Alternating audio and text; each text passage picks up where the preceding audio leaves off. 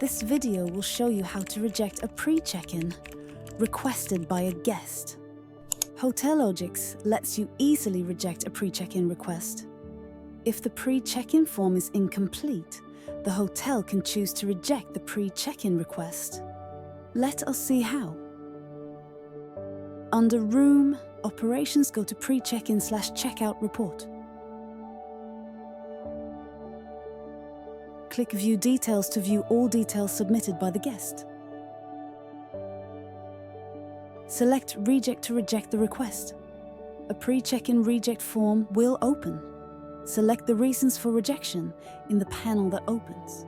For example, Upload ID issue, click. OK, an alert will pop up. Do you wish to reject it? Click OK. A message box appears and confirms guest pre-check-in rejected. Click OK. Pre-check-in requests will change to pre-check-in rejected.